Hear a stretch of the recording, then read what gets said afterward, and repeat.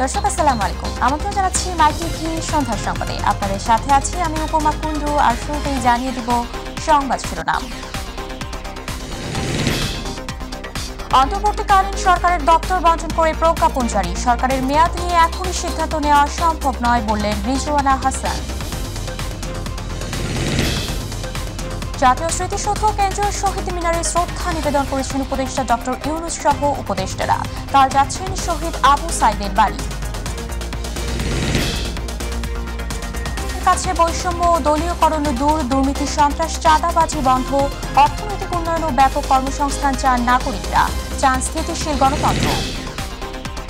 গণতন্ত্র প্রতিষ্ঠা ও অর্থনৈতিক উন্নয়নে বাংলাদেশে অন্তর্বর্তীকালীন সরকারকে সহযোগিতা করবে জাতিসংঘ।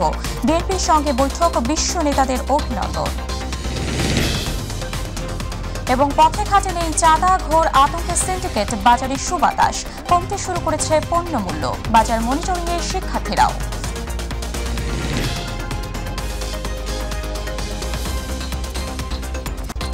দর্শক শুনছিলেন সংবাদ শিরোনাম, চলে যাচ্ছি বিস্তারিত প্রসঙ্গে। অন্তর্বর্তীকালীন সরকারের প্রধান উপদেষ্টা ও অন্যান্য উপদেষ্টাদের মধ্যে দপ্তর বণ্টন করে প্রজ্ঞাপন জারি করেছে মন্ত্রিপরিষদ বিভাগ। শুক্রবার দুপুর 12:30টার দিকে প্রধান উপদেষ্টা সহ 14 জনের মধ্যে বিভিন্ন মন্ত্রণালয় ও বিভাগ ভাগ করে দেয়া হয়। এতে প্রধান উপদেষ্টা হিসেবে ডক্টর মোহাম্মদ ইউনূস তার নিজের কাছে 27টি মন্ত্রণালয় ও বিভাগ রেখেছেন। এছাড়া উপদেষ্টা সালেউদ্দিন আহমেদ পেয়েছেন 2 মন্ত্রণালয় ও বিভাগের দায়িত্ব। সেগুলো হলো অর্থ মন্ত্রণালয় ও পরিকল্পনা মন্ত্রণালয়। এছাড়া ডক্টর আসিফ নজরুল পেয়েছেন আইন, বিচার ও সংসদ বিষয়ক মন্ত্রণালয়। আমিনা হিরার রিপোর্ট। অন্তর্বর্তীকালীন সরকারের প্রধান উপদেষ্টা ও অন্যান্য উপদেষ্টাদের মধ্যে দফতর বণ্টন করে প্রজ্ঞাপন জারি করেছে মন্ত্রিপরিষদ বিভাগ। শুক্রবার দুপুরে 12:30টার দিকে প্রধান উপদেষ্টা সহ 14 জনের মধ্যে বিভিন্ন মন্ত্রণালয় বা বিভাগ ভাগ করে দেয়া হয়। এতে প্রধান উপদেষ্টা হিসেবে ডক্টর মোহাম্মদ ইউনূস তার নিজের কাছে 27টি মন্ত্রণালয় বা বিভাগ রেখেছেন। মন্ত্রিপরিষদ বিভাগ প্রতিরক্ষা মন্ত্রণালয়, সশস্ত্র বাহিনী বিভাগ, শিক্ষা মন্ত্রণালয়, সড়ক পরিবহন ও সেতু মন্ত্রণালয়, খাদ্য মন্ত্রণালয়, গৃহায়ন ও গণপূর্ত মন্ত্রণালয়, ভূমি মন্ত্রণালয়, বস্ত্র ও পাট মন্ত্রণালয়, কৃষি মন্ত্রণালয়, বিজ্ঞান ও প্রযুক্তি মন্ত্রণালয়, রেলপথ মন্ত্রণালয়, জনপ্রশাসন মন্ত্রণালয়, বিদ্যুৎ, জ্বালানি ও খনিজ সম্পদ মন্ত্রণালয়, নৌপরিবহন মন্ত্রণালয়, পানি সম্পদ মন্ত্রণালয়, মহিলা ও শিশু বিষয়ক মন্ত্রণালয়, দুর্যোগ ব্যবস্থাপনা ও ত্রাণ মন্ত্রণালয়, তথ্য ও সম্প্রচার মন্ত্রণালয়, প্রবাসী কল্যাণ ও বৈদেশিক কর্মসংস্থান মন্ত্রণালয়, বাণিজ্য মন্ত্রণালয়, শ্রম ও কর্মসংস্থান মন্ত্রণালয়, সংস্কৃতি বিষয়ক মন্ত্রণালয়, বেসামরিক বিমান পরিবহন ও পর্যটন মন্ত্রণালয়, মুক্তিযুদ্ধ বিষয়ক মন্ত্রণালয়, পার্বত্য চট্টগ্রাম বিষয়ক মন্ত্রণালয়, প্রাথমিক ও গণশিক্ষা মন্ত্রণালয়। এছাড়া উপদেষ্টা সালেউদ্দিন আহমেদ পেয়েছেন অর্থ মন্ত্রণালয় ও পরিকল্পনা মন্ত্রণালয়ের দায়িত্ব।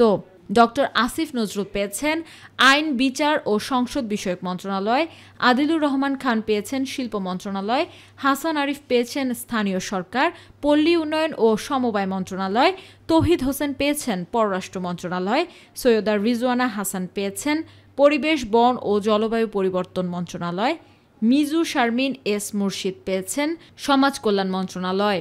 এছাড়াও ব্রিগেডিয়ার জেনারেল অবসরপ্রাপ্ত ডক্টর এম সাখাওয়াত হোসেন পেয়েছেন স্বরাষ্ট্র মন্ত্রণালয়, ডক্টর ম খালিদ হোসেন পেয়েছেন ধর্ম বিষয়ক মন্ত্রণালয়, ফরিদা আখতার পেয়েছেন মৎস্য ও প্রাণী সম্পদ মন্ত্রণালয়, নূরজাহান বেগম পেয়েছেন স্বাস্থ্য ও পরিবার কল্যাণ মন্ত্রণালয়, বৈষম্য বিরোধী ছাত্র আন্দোলনের অন্যতম সমন্বয়ক নাহিদ ইসলাম পেয়েছেন ডাক, টেলিযোগাযোগ ও তথ্য প্রযুক্তি মন্ত্রণালয় এবং সমন্বয়ক আসিফ মাহমুদ সজীব ভুঁইয়া পেয়েছেন যুব ও ক্রীড়া মন্ত্রণালয়।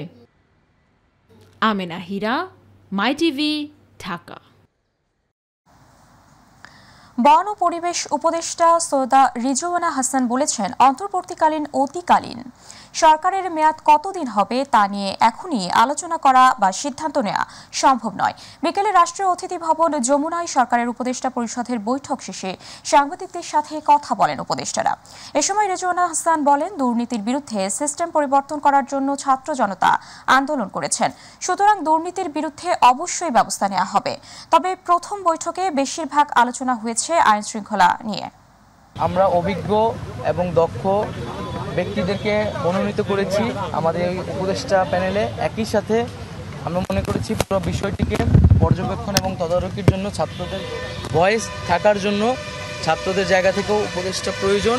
সেই জায়গা থেকেই আমরা 2 জন ছাত্র প্রতিনিধি এই উপদেষ্টা প্যানেলে রয়েছে এবং পাশাপাশি আরও আমাদের ছাত্র প্রতিনিধিরা অন্যান্য উপদেষ্টাদের সাথে সহকারী হিসেবে সামনের দিনে কাজ করার সুযোগ থাকবে। একটা গণতান্ত্রিক সরকারের হাতে পড়লে অসুবিধা হয় না, কিন্তু সরকার যখন অগণতান্ত্রিক হয়ে পড়ে তখন এটার অপপ্রয়োগ হয়। সে কথাটাও হয়েছে। কোন বিধানগুলো অপপ্রয়োগ করার যাচ্ছে সেগুলো আইডেন্টিফাই করে বাতিলের কথা বিবেচনা করা হচ্ছে। কেন্দ্রীয় শহীদ মিনার ও সাভার জাতীয় স্মৃতিসৌধে শহীদদের প্রতি ফুল দিয়ে শ্রদ্ধা জানিয়েছেন অন্তর্বর্তীকালীন সরকারের প্রধান উপদেষ্টা ডক্টর মোহাম্মদ ইউনূস সহ অন্যান্য উপদেষ্টাগণ। প্রথমে সাভার জাতীয় স্মৃতিসৌধে, পরে কেন্দ্রীয় শহীদ মিনারে শ্রদ্ধা জানান তারা। আরও জানাচ্ছেন রাকিব হাসান। অন্তর্বর্তীকালীন সরকারের প্রধান উপদেষ্টা হিসেবে শপথ নেওয়ার পর কেন্দ্রীয় শহীদ মিনারে বীর শহীদদের প্রতি ফুল দিয়ে শ্রদ্ধা জানিয়েছেন প্রধান উপদেষ্টা ডক্টর মোহাম্মদ ইউনূস।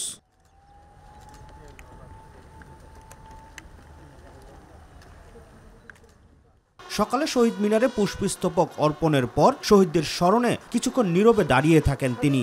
এ সময় বিউগলে বাজানো হয় করুণ সুর। প্রধান উপদেষ্টার পর শহীদ মিনারে পুষ্পস্তবক অর্পণ করেন অন্তর্বর্তী সরকারের অন্য উপদেষ্টাগণ।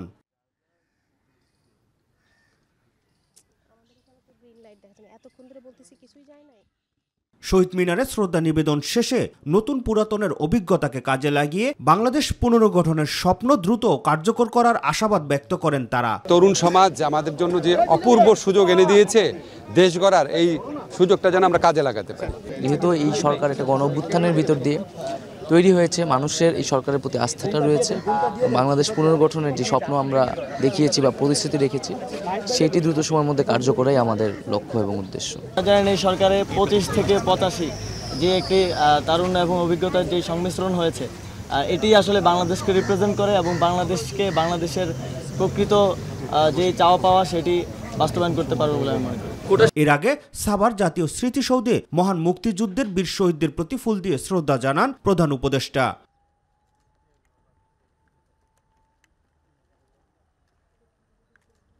প্রধান উপদেষ্টার পর সাভার জাতীয় স্মৃতিসৌধে পুষ্পস্তবক অর্পণ করেন অন্তর্বর্তী সরকারের অন্য উপদেষ্টাগণ।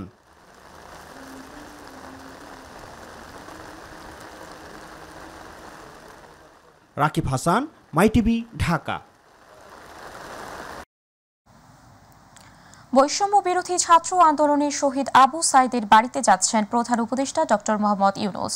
শনিবার সকালে রংপুর যাবেন তিনি। বৈষম্য বিরোধী ছাত্র আন্দোলনের বেগম রোকেয়া বিশ্ববিদ্যালয়ের অন্যতম সমন্বয়ক শহীদ আবু সাইদের কবর জিয়ারত করবেন ডক্টর ইউনূস। এ সময় তার সাথে অন্যান্য উপদেষ্টাগণ উপস্থিত থাকবেন। তার আগমনকে ঘিরে রংপুরের পীরগঞ্জ উপজেলার বাবনপুর শহীদ আবু সাইদের সমাধি ও গ্রাম পরিদর্শন করেছেন সেনাবাহিনী সহ আইনশৃঙ্খলা বাহিনীর উচ্চপদস্থ সদস্যরা। নিরাপত্তা জোরদারের লক্ষ্যে কাজ করছেন তারা।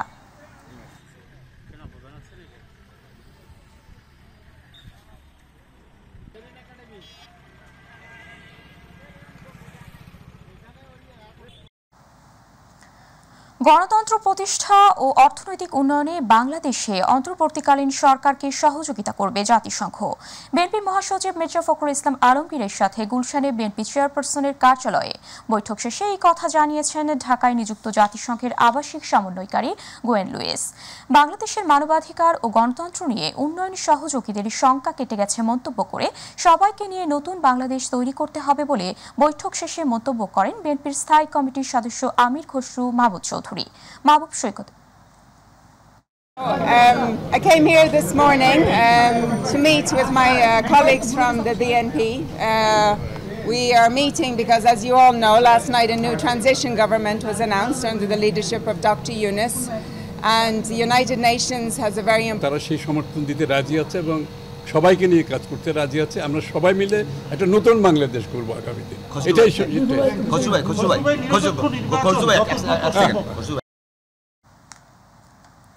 ছাত্র জনতার আন্দোলনের মুখে শেখ হাসিনা পদত্যাগ করার পর গঠন করা হয়েছে অন্তর্বর্তীকালীন সরকার। এই সরকারের কাছে নাগরিকদের প্রত্যাশা বৈষম্য দূরীকরণ, দুর্নীতির মূল শিকড় উৎপাটন, দলীয়করণ বন্ধ, সুস্থ ধারার রাজনৈতিক ও গণতান্ত্রিক পরিবেশ তৈরি করার পাশাপাশি গঠন করতে হবে সুখী, সমৃদ্ধ ও শান্তিপূর্ণ একটি বিভেদহীন বাংলাদেশ। আবু সাইদ অপু রিপোর্ট। ছাত্র জনতার আন্দোলনের মুখে শেখ হাসিনা পদত্যাগ করার পর গঠন করা হয়েছে অন্তর্বর্তীকালীন সরকার।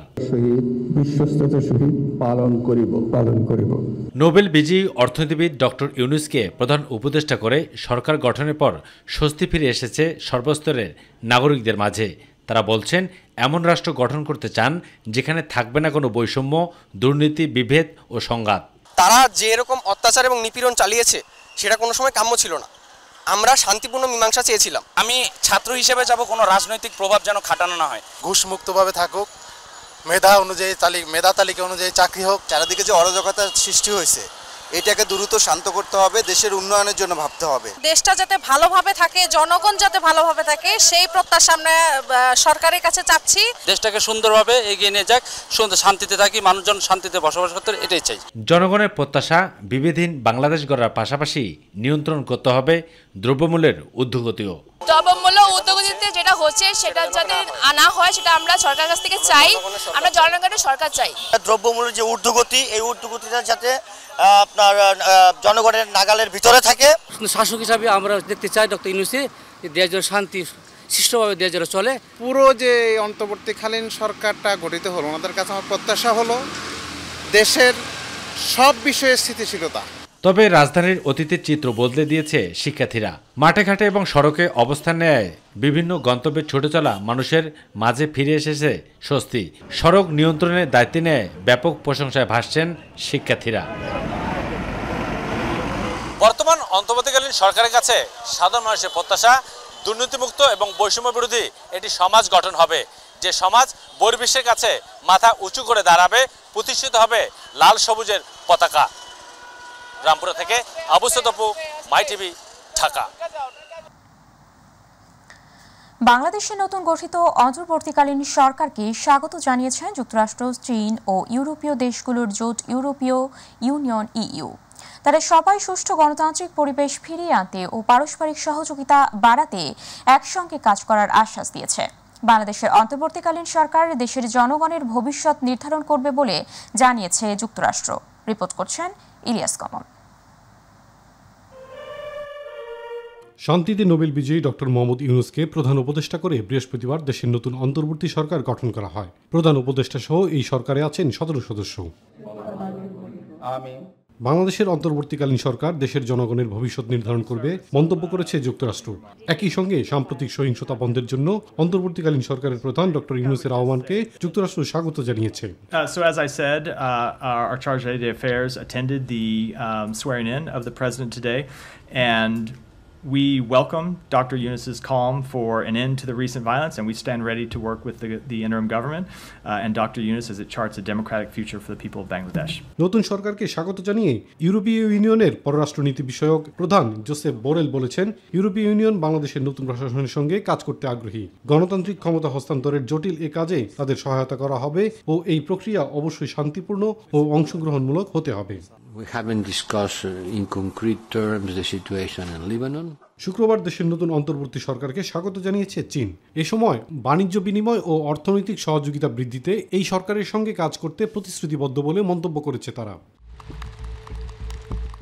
এছাড়া প্রধান উপদেষ্টা ডক্টর ইউনূসকে অভিনন্দন জানিয়েছেন ভারতের প্রধানমন্ত্রী নরেন্দ্র মোদী ও পশ্চিমবঙ্গের মুখ্যমন্ত্রী মমতা বন্দ্যোপাধ্যায়ও। ইলিয়াস কমল, মাই টিভি। পথে ঘাটে নেই চাঁদা, আর তার প্রভাব পড়তে শুরু করেছে রাজধানীর বাজারে। দাম কমতে শুরু করেছে নিত্য প্রয়োজনীয় পণ্যের। অন্তর্বর্তীকালীন সরকারের প্রথম দিনে বাজারে পণ্যের দাম কমতে শুরু করায় স্বস্তি প্রকাশ করেছেন নাগরিকরা। ভোক্তাদের দাবি, সামনে বাজার নিয়ন্ত্রণে জোরালো ভূমিকা রাখবে অন্তর্বর্তীকালীন সরকার। এদিকে বাজারে সিন্ডিকেট রুখতে মনিটরিং করছে শিক্ষার্থীরা। বিস্তারিত আমিনা হিরার রিপোর্টে। অন্তর্বর্তীকালীন সরকার গঠনের পর জনমনে কিছুটা আতঙ্ক কমায় রাজধানীর কাঁচা বাজারগুলোতে বেড়েছে ক্রেতা সমাগম। তেমনি পথে ঘাটে বাজারে চাঁদাবাজদের দৌরাত্ম্য না থাকায় ফিরেছে স্বস্তি। মুনাফাখোরদের সিন্ডিকেটও এখন ঘোর আতঙ্কে। বেশ কিছু পণ্যের দাম কমলেও গত সপ্তাহের দামে বিক্রি হচ্ছে আদা, রসুন, পেঁয়াজ সহ অন্যান্য পণ্য।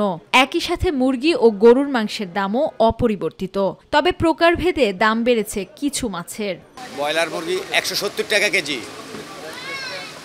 সোনালী মুরগি 260 থেকে 80 টাকা কেজি, এটা বিভিন্ন ধরনের আছে।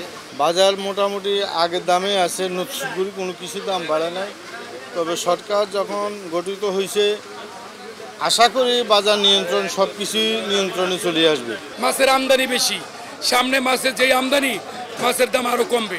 অন্তর্বর্তী সরকারের একটাই রিকোয়েস্ট যে সব জায়গায় যেন একটা তদারকি হোক, তাহলেই দেশ সুষ্ঠু এবং সবাই এটা আস্থা ফিরে আসবে। প্রতি কেজি পেঁপে, পটল, ঢেঁড়স বিক্রি হচ্ছে 40 থেকে 50 টাকায়। যদিও মাত্র একদিনের ব্যবধানে কাঁচামরিচের দাম বেড়েছে দ্বিগুণেরও বেশি। পেঁয়াজের বাজারে গিয়েছিলাম আর কাঁচামরিচের বাজারে আসছি, দুইটাই ঊর্ধ্বগতি।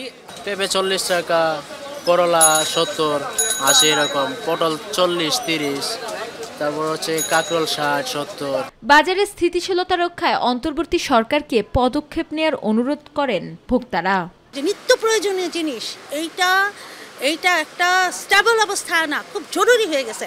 যেমন আজকে ডিম 50 টাকা হালি, কালকে 70 টাকা হালি, এটা তো হতেই পারে না। বাজারে পণ্য টানা হয়, ওইখানে কিন্তু একটা সিন্ডিকেট আছে বাজারে আনার ক্ষেত্রে। যদি ওনারা কম দামে জিনিসপত্র কিনতে পারে তাহলে কিন্তু কম দামে বিক্রি করতে পারবে, ওইটাও যাতে মনিটরিং করা হয়। এদিকে বাজার নিয়ন্ত্রণ রাখতে মাঠে নেমেছে শিক্ষার্থীরা। চাঁদা নেয়া সহ অনিয়ম ঠেকাতে দেয়া হচ্ছে দোকানে দোকানে টহল। আমাদের কাছে খবর গেছে না এখানে নাকি চাঁদাবাজি হচ্ছে, যে কারণে আমাদের সতর্ক করা হয়েছে ওখান থেকে, আর এখান থেকে ইনফরমেশন গেছে, যার কারণে আমরা এখানে আসি। তো আমরা এখন মনিটরিং করতেছি যে কোথাও এই অসাধু ব্যবসায়ী বা ছিনতাইকারীরা বা চাঁদাবাজরা এখানে হামলা করতেছে কিনা। ছাত্ররা আমাদেরকে আইসে হেল্প করে যে কেউ চাঁদাবাজি জড়ো করে আমাদের কাছে আপনারা হেল্প করবেন। তারপরে ডিমের দাম আগের তুলনার থেকে কিছুটা কমছে। আমিনা হীরা, মাই টিভি, ঢাকা। 3 দিন বন্ধ থাকার পর শুক্রবার সকাল 8টা থেকে ঢাকা মহানগর পুলিশের 29 থানায় সেবা কার্যক্রম শুরু হয়েছে। সেনাবাহিনীর সদস্যদের পাহারায় পুলিশ সদস্যরা তাদের কর্মস্থলে যোগ দেন। যেসব থানায় হামলা হয়নি বা কম ক্ষতিগ্রস্ত হয়েছে সেসব থানার কার্যক্রম শুরু হয়েছে। আর যেসব থানায় হামলা, ভাঙচুর ও অগ্নিসংযোগ করা হয়েছে সেসব থানায় পুলিশ সদস্যরা এলেও সেখানে পুলিশের বসার মতো অবস্থা ছিল না। তাই ডিএমপির 21 থানায় এখনও কার্যক্রম শুরু হয়নি। সীমিত পরিসরে শুরু হয়েছে থানার কার্যক্রম। সকালে সেনা পাহারায় শুরু হলো রাজধানীর তেজগাঁও থানার কার্যক্রম শুরু হয়। তাদেরকে রিফর্ম করে নতুন করে কাজ করার জন্য তাদেরকে সেভ করাটা আমার অত্যন্ত জরুরি। এছাড়া ওই থানার ভেতরে ব্যাপক অনেক অস্ত্র রয়েছে। যদি এগুলো সন্ত্রাসীদের কাছে চলে যেত তাহলে এটা আমাদের নিরাপত্তার জন্য একটা চ্যালেঞ্জ হয়ে যেত। সত্যিকারে যে আমরা মানুষের প্রয়োজনে এটা সেই প্রয়োজনটা আবার মেটানোর জন্যই কিন্তু আমরা চলে আসছি। প্রশাসনিক কারণে বরখাস্ত হওয়া কর্মকর্তাদের কাজে ফেরানোর সিদ্ধান্ত নিয়েছে বাংলাদেশ পুলিশ। তাদের সাময়িক বরখাস্তের আদেশ প্রত্যাহার করা হয়েছে। শুক্রবার পুলিশ সদর দপ্তরের জারি করা এক আদেশে এই সিদ্ধান্ত জানানো হয়। আদেশে বলা হয়, পুলিশের সব ইউনিটে প্রশাসনিক কারণে সাময়িক বরখাস্ত কনস্টেবল থেকে এসআই, ডিএমপিতে কনস্টেবল থেকে ইন্সপেক্টর পর্যন্ত আদেশ প্রত্যাহার করতে আদেশক্রমে নির্দেশ দেওয়া হলো। আদেশটি পুলিশের সব ইউনিটে পাঠিয়ে তাৎক্ষণিক কার্যকর করার নির্দেশনা দেওয়া হয়েছে।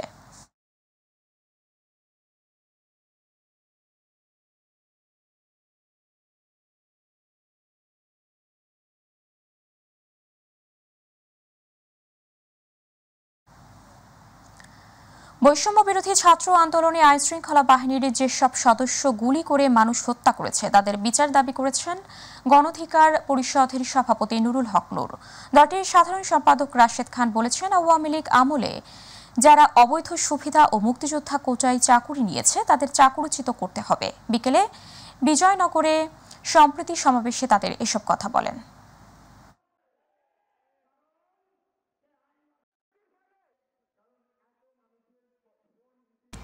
কোটা সংস্কারের দাবিতে বৈষম্য বিরোধী ছাত্র আন্দোলন চলাকালে আইন শৃঙ্খলা বাহিনীর গুলিতে অসংখ্য মানুষ হতাহত হয়েছে। আহতদের মধ্যে অনেকেই হাসপাতালে মৃত্যু যন্ত্রণায় কাতরাচ্ছেন। এর বিচারে গুলি ও হতাহতের জন্য যারা দায়ী তাদের বিচার দাবি করেছেন আহতদের স্বজনেরা। শুধু দেশে নয়, প্রয়োজনে বিদেশে নিয়ে গুরুতর আহতদের উন্নত চিকিৎসা দেওয়ার দাবি জানিয়েছেন বৈষম্য বিরোধী ছাত্র আন্দোলনের নেতারা। ইউসুফ আলীর রিপোর্ট। কোটা সংস্কারের দাবিতে বৈষম্যবিরোধী ছাত্র আন্দোলন চলাকালে আইনশৃঙ্খলা বাহিনীর গুলিতে আহতদের দেখতে যান সমন্বয়ক সহ নেতারা। ঢাকা মেডিকেল কলেজের কয়েকটি ওয়ার্ডে গুরুতর আহত হওয়া চিকিৎসাধীন ছাত্রদের সাথে কথা বলেন তারা। আন্দোলনে যোগ দেয় কিভাবে গুলিবিদ্ধ হন তার বর্ণনা দেন আহত শিক্ষার্থী ও তাদের স্বজনরা। আন্দোলনে যোগ দেয় কিভাবে গুলিবিদ্ধ হন তার বর্ণনা দেন আহতরা। পিছন দিকে করছে, সামনের দিকে বাইরে পিতলের গুলি আসছিল, তো আমি দৌড়ে যাত্রাবাড়ির থেকে গুলিস্তান পর্যন্ত দৌড়ে আমার জীবন বাঁচাইছি। আমার সাথে 3-4 জন আছে, তাদেরকে মাথায় গুলি করে আবার রিপরে গুলি করে মারা লাইছি। আত্মরক্ষার জন্য আমি ঘুরে দাঁড়াইছি, তারপরে আমি আর কিছু বলতে পারি না। আমার পিছন দিক থেকে গুলি লাগছে, এই জায়গা থেকে বেদ করে এই দিক থেকে বেদ করে এই দিক দিয়ে বের হয়ে গেছে। এরপর আমি জায়গায় পড়ে গেছি, এরপর আমার কোনো খোঁজ ছিল না। নৃশংস এই ঘটনায় যারা জড়িত তাদের বিচার দাবি করেন আহত ও তাদের স্বজনরা।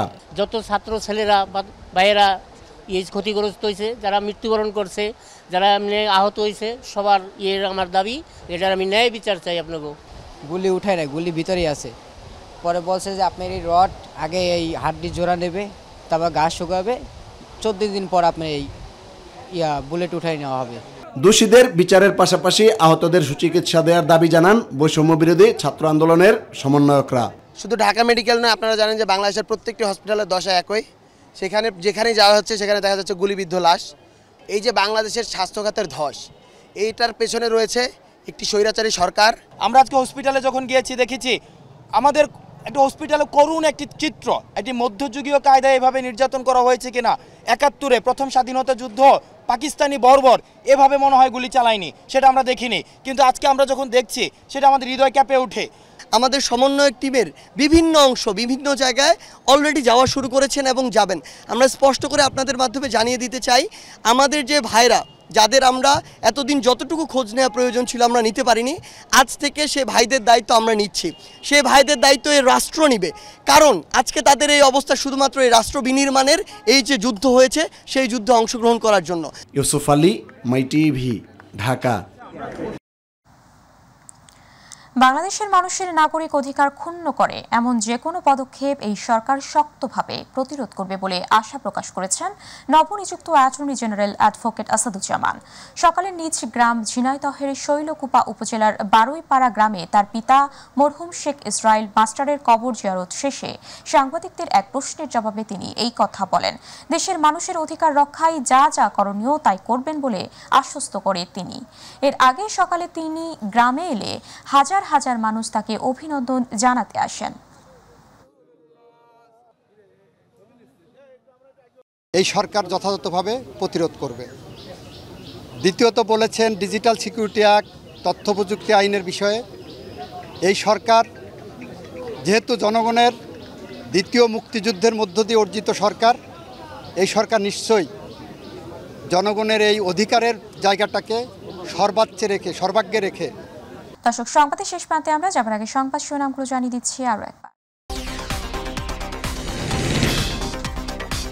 অন্তর্বর্তীকালীন সরকারের দপ্তর বঞ্চন করে প্রজ্ঞাপন জারি, সরকারের মেয়াদ নিয়ে এখনই সিদ্ধান্ত নেওয়া সম্ভব নয় বললেন রিজওয়ানা হাসান। জাতীয় স্মৃতিসৌধ কেন্দ্রীয় শহীদ মিনারে শ্রদ্ধা নিবেদন করেছেন উপদেষ্টা ডক্টর ইউনূস সহ উপদেষ্টারা। কাল যাচ্ছেন শহীদ আবু সাইদের বাড়ি। নতুন সরকারের কাছে বৈষম্য, দলীয়করণ দূর, দুর্নীতি, সন্ত্রাস, চাঁদাবাজি বন্ধ, অর্থনৈতিক উন্নয়ন ও ব্যাপক কর্মসংস্থান চান নাগরিকরা, ট্রান্সমিশনশীল গণতন্ত্র। গণতন্ত্র প্রতিষ্ঠা, অর্থনৈতিক উন্নয়নে বাংলাদেশে অন্তর্বর্তীকালীন সরকারকে সহযোগিতা করবে জাতিসংঘ। বিএনপির সঙ্গে বৈঠক, বিশ্ব নেতাদের অভিনন্দন। এবং পথে ঘাটে নেই চাঁদা, ঘোর আতঙ্কে সিন্ডিকেট বাজারে সুবাতাস, কমতে শুরু করেছে পণ্য মূল্য, বাজার মনিটরিংয়ে শিক্ষার্থীরাও।